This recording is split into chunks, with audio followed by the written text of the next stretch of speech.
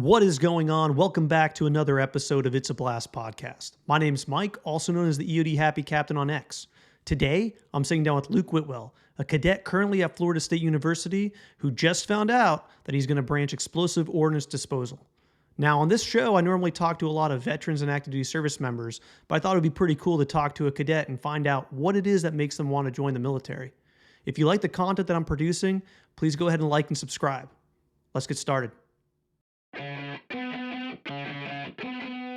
Welcome to the It's a Blast podcast. My name is Mike. Here, I talk to members of the veteran and military community about their leadership style and how the military has affected their lives. Let's get started. What is going on? I am sitting down with Luke Whitwell, a cadet currently at Florida State University. Luke, how are you doing today? I'm doing great. Yeah, I'm a senior here at Florida State. Kind of getting ready to commission here in May, and doing well today. Yeah, so listen, on this show, normally I talk to a lot of active duty service members or veterans and kind of talk about the way their leadership style has developed through their time in the military. But one thing I've been wanting to do is talk to somebody not yet in the military and kind of talk to them about what it is that made them want to join. So, first off, sounds like you're an incredibly intelligent person, right? I mean, you came into Florida State University pre-med. Now you're going a route of pure mathematics. And so I guess the first question that people probably want to know is, why the military, right? It sounds like the world is your oyster. You could do whatever you want to do. So yeah, why the Army? Yeah, kind of simple-ish answer. I grew up in Pensacola, Florida, military town, being Navy. Both my parents were in the Navy. My dad did 23 and my mom did 8. And so just kind of being raised in that military environment, it was always in my head kind of from the beginning. Middle school, high school, it was just kind of back there. I had teachers who were in the military, people from church, friends, family. Like, it was always kind of there, I think more than the average. So that's kind of where it started. I just didn't really realize I wanted to do it until my brother came home from Florida State. And he had joined ROTC on a whim and said I really had to try. So I kind of joined up and signed up for the class and kind of been there ever since. Okay, but that, like, you're talking about the Navy, right? So you're talking about Pensacola, Naval Air Station Pensacola, a huge Navy town, but you're an Army ROTC. Is there a reason that, like, you have family in the Navy, but you've chosen the Army? I guess like my brother, like here at Florida State, we have the Navy unit goes to campus. That's where they train and do all of their schooling. But he came for orientation. Unluckily, I had the COVID year, so I didn't get to come to do in-person orientation.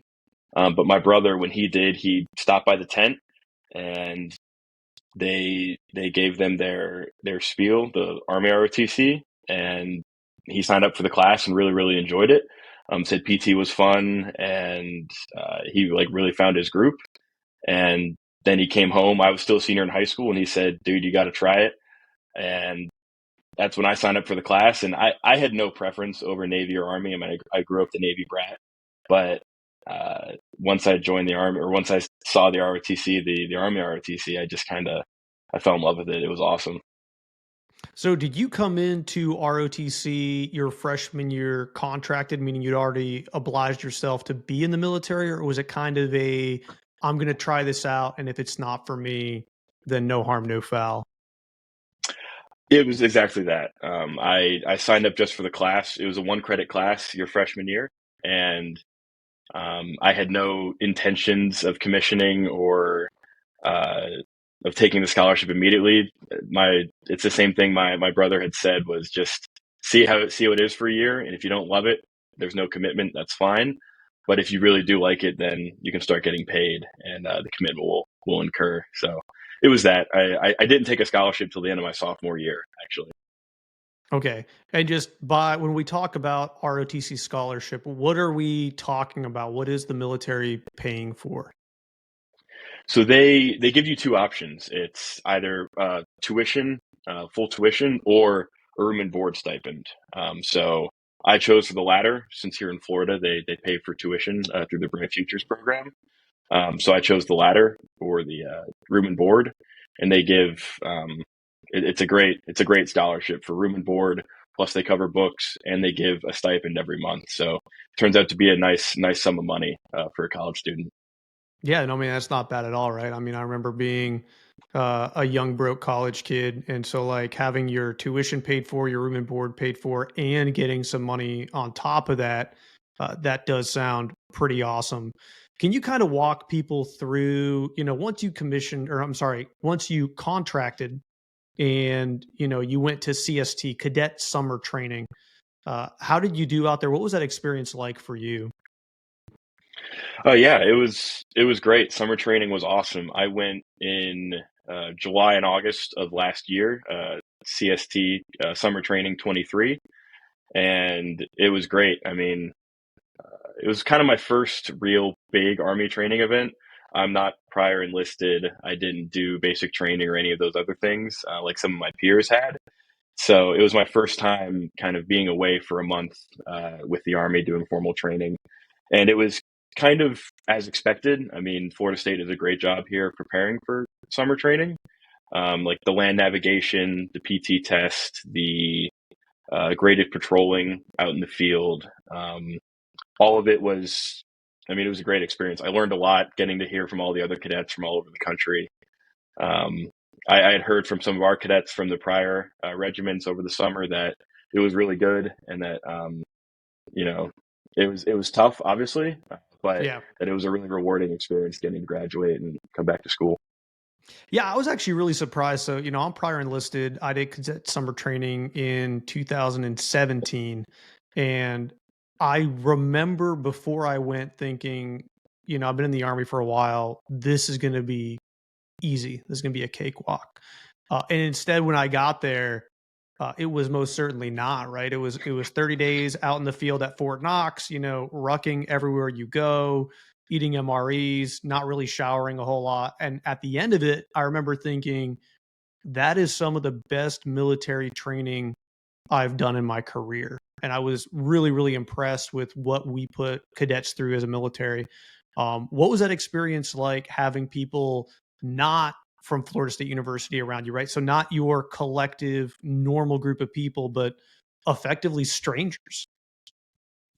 Yeah, it was kind of crazy at first, like meeting. There were, I mean, we had a full 40-man platoon, men and women from all over the country, other cadets. I mean, we had a cadet from Hawaii. We had a bunch from in the Massachusetts area, New York, Wyoming, obviously a couple from Florida as well. So it was just getting to hear from all their experiences. Like I had been to the field here with Florida State, kind of in the fall and spring. ROTC does a FTX, so I was used to the heat and the humidity and rain and the bogginess of the Florida woods. But hearing from like I had a buddy in my squad from New York, and they had never been to the field without tents, like without tent systems, and like they regularly do like fires, warming fires, and I just had never heard of that before. So it was really cool to hear like kind of everybody's college experience from all over every other major. Everybody wanted to branch something different and do something different in the Army. So I guess that was really cool. Yeah, hey, listen, I went to school in New York. I went to ROTC in New York. So the warming fires, they weren't a normal thing, right? We did them every now and then, when people were getting like hypothermic, but like for Mm. the most part, but who knows, right? Different program. Um, Yeah, I was really impressed with, just the level of cadets at cadet summer training and everything that they bring to the table. For example, we had cadets who had never really had the opportunity to road march, right? Because they went to school in an urban environment and it's just not feasible or practical to, go road marching in Chicago, So I thought that whole concept was really cool. Um, so you have branched explosive ordnance disposal, obviously something very partial to me, right? As an EOD technician. Um, why? Like what made you want to do that? I have to answer that question to my mother all the time. Uh, Me too. it was kind of I I hadn't known anything about like the Army branches obviously until I got to college. My father was a flight surgeon in the Navy, and my mother was a nurse, and so I came from a very strong medical background. But I knew I myself didn't want to be a doctor. So I guess when we got access to the VBO website, a great website, a great resource for cadets that teaches all about all the jobs that you can do out of ROTC. I was interested in the big ones, the infantry, the armor, um, the medical service corps, being an administrator, signal, like all the big Army branches, like the ones you think of when you think of the Army. But Right. one that really caught my eye was Explosive Ordnance Disposal. I guess when I started to learn the nitty gritty of it, it was like the small culture, like an EOD platoon being no more than 10 or 11 soldiers. Whereas like my brother's an infantry officer right now, and he'll be leading a platoon of 40 people. And Right. more power to him, but I really like the idea of the small culture and the small, close knit environment that EOD can bring. Yeah, no, 100%. And you kind of hit it on the nose there, right? So your brother will be in charge of a platoon of 40 or more people, whereas an EOD company in the Army is 41, right? So an EOD company is the size of an infantry platoon. No, and so like I guess one of the questions that I ask a lot of cadets because I've helped out with virtual branching in the past is, how exactly did you hear about EOD? Because we have this occasionally where it happens where someone says, "Well, I really want to go EOD, but I didn't know anything about it. It was never, I was never talked to about it." So did you have someone come to your school or did you find that out organically, just through your own research? Kind of a mix of both. We never had a rep actually come to Florida State, but at one of the joint exercises in the spring we do with all the other schools from Florida, one of the seniors from there, my sophomore year, had branched DoD, and that was kind of the first time I heard the words and like kind of thought of it as a possibility. So I guess that's when I first like kind of started the turning the wheels. And then from there I looked it up myself. I went to the websites. I started learning about, the branching process, like the forms you had to fill out or the interview. And I guess from there it was kind of I you can talk to any of my friends. I've been talking about it since my sophomore year of college. Like it was like my one like dead set goal was to branch EOD because I knew it was highly competitive and I knew it Yeah. was pretty hard to get. So I just kind of was dead set on it since that sophomore junior year. No, it is highly competitive. I want to say we select somewhere between 50 and 60 cadets every year and we get hundreds of applicants. So I mean, did you guys over at your university do like a branch night or anything like that where it was announced what your branch was going to be? And then what is that feeling like when you want it and you got it? Like describe that to us. It was crazy. We do Florida State. We have a great tradition. Like we'll go out and rent a room at a restaurant. We did a rooftop bar this time downtown on top of a hotel, so that was really nice. And they call us up one by one at random, and you get to open your letter. All of us going active duty. So in front of all your friends and family, you get to open your letter, and it's live streamed, so my parents got to watch it back home. But man, I'll tell you that day of school, I was not paying attention. Sorry to all my professors, but I did not pay attention to lectures or do my essays or just I was dead set on whatever that letter said that night was my next 4 to 6 years. So Yeah, no, I mean it's a huge deal. Out of curiosity, if EOD was your number one, what was your number two and number three? um well number two was the engineering corps. That was my second one, and then the chemical corps was actually my number third. Just because I knew they had details into EOD, so I had those two details. I'm chemical branch detail into EOD. Okay. Is my actual branch. But yeah, I had those number two and number three just because I really liked what they had to offer as well. And I think engineering is a very diverse field in the Army. So that would have been my backup plan if EOD Yeah. didn't work out. Yeah, and for those that are listening that don't know, we can now do that, right? Cadets can now be chemical branch or engineer corps branch, and then come over to EOD. So effectively, the way it works is you go to your basic branch BOLIC, your basic officer leadership school, right?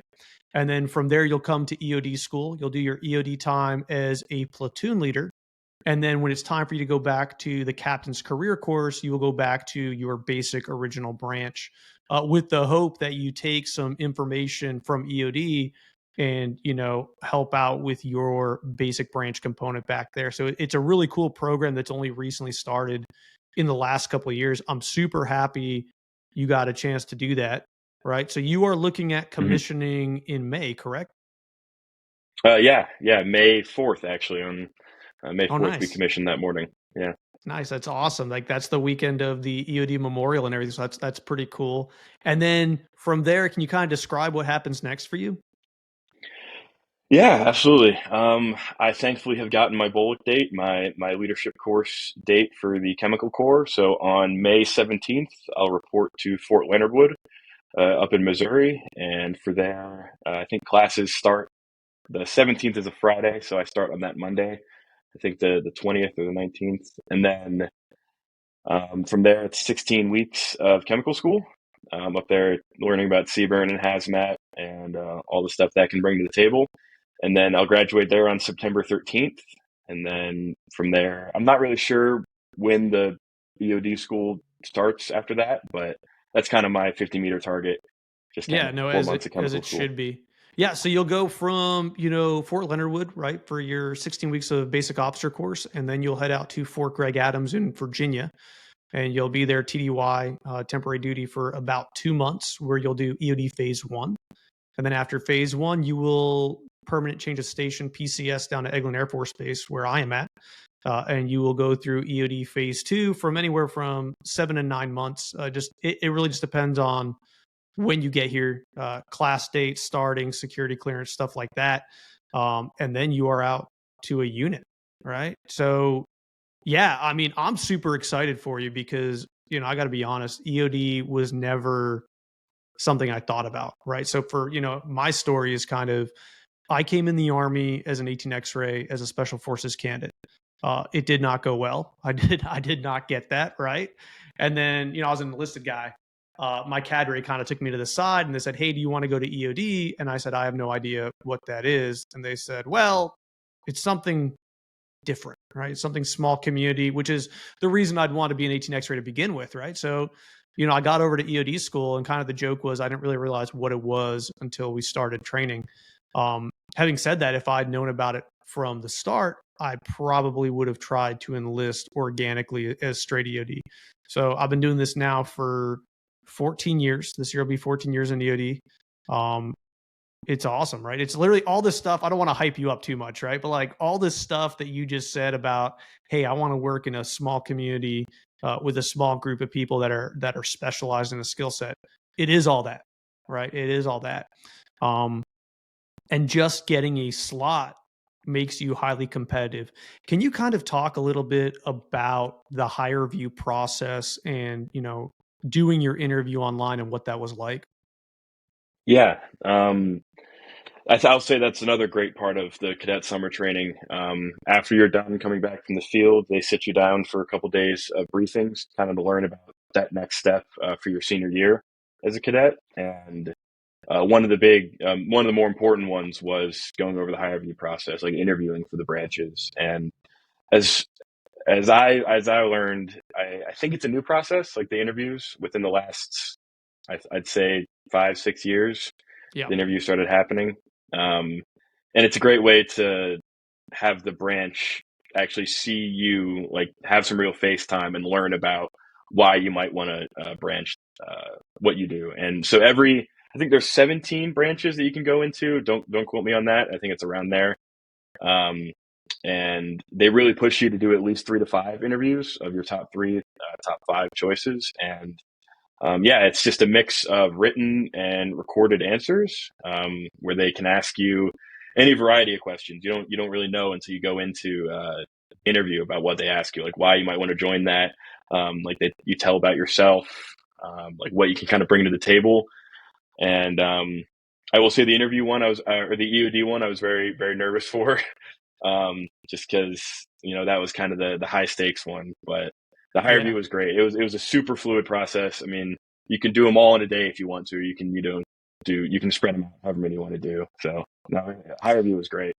Yeah, and so the hire view process came about really during COVID, where we couldn't do face to face branching, and I will tell you that it's been fantastic, right? Because so, the way it works is exactly what you said is there's generally 5 to 6 questions that are written, and then there's about 5 to 6 questions that are recorded, right? And so the candidates don't get to know the questions. They see them for the very first time on their screen, and they have to answer them immediately on the spot. It's recorded. And so, if you don't do a great job thinking on your feet, which is something that we're really looking for in EOD, it doesn't go that well. I had the opportunity to sit on the higher view branching process the first couple of years that we did it. And I think I watched over 100 interviews. And we really had the opportunity within our career field to pick the best people, right? To pick exactly the people that we were looking for, that we thought had the traits of a future explosive ordnance disposal technician. So, obviously you haven't made it through school yet. You still got to get through that giant hurdle, but it's a huge gate to get through just to be selected, and I'm really happy that it was a fluid process for you and that you enjoyed the process. That's kind of what we're looking for. I will also tell you that since we've started the higher view process, we have seen a much better success rate for those officers coming through school, right? Because they really know what the job is ahead of time. They really want it, and they really understand what they have to do to be successful. So you are currently in your senior year, right? And so Yes. you're commissioning in a couple of months. Are you excited? I'm super excited. It's kind of been the end all be all of the past 4 years of training. I mean, I got to see my brother do it last year. He was a 23 commission, and that was really cool. Getting able to being able to pin his rank on and see him uh, commission, and it's just kind of been my whole goal for the last once I contracted, once I knew this is what I wanted to do, regardless of what job it would be. This was the real goal, and now that it's into the EOD Corps, it's even more exciting. So what would you say to somebody who, maybe in college, maybe not yet, is watching or listening to this and is kind of on the fence about joining the military? Is it so far been something that you've enjoyed? I mean, would you recommend this to somebody else? Absolutely, absolutely recommend. I mean, I'll steal my brother's kind of his selling point as well. Is like, if you ever played a sport in high school or growing up, like I was a soccer or lacrosse, I played a little bit of water polo. Like if you have that team sport aspect that you grew up loving, you can find that in college in any number of ways, like playing sports or clubs and all that. But I will say the Army brings that unique like team aspect to your life. I think it's been great. It's the morning PTs, the classes, the exercises, like going out to the field, having fun. I mean, it's been great. And you don't have to be committed the second you start. You can do it for a semester. You can do it for a year and feel it out. And I will say that's what got me, is just trying it out for a year, no commitment, and I loved it. It's been awesome. Yeah, I mean, 100%. The ability to be around a small group of people, especially when you go to college, right? And you're away from your friends and your family, you kind of get like new friends and a new family while you're there, people that genuinely care about you, people that are willing to reach out to you at all levels. And the really cool part is throughout your career, whether you decide to do, 4 years, 10 years, or 20 or more years, right? You will still talk to those same people, and they will still like help you out and provide mentorship and development when you need it. I think the family aspect about joining the military and having a group of people is, it can't be stated enough. I can go into my phone right now and call probably 100 different people that will answer the phone when I call, and I can have a conversation with them, right? So, that level of community and bonding, I don't think is matched really anywhere else. Um, hey, Luke, thank you so much for taking the time to talk with me, kind of, talk about your experiences. I am super excited for you to, one, commission in May, and then two, get down here to EOD school and get a EOD badge on your chest. I look forward to that. Thank you so much for being with me today. Thank you so much. It's been awesome. The second I heard about it, I was excited to do this and excited to kind of share why I want to do what I want to do. So thank you. Hey, I look forward to all your success. Thank you.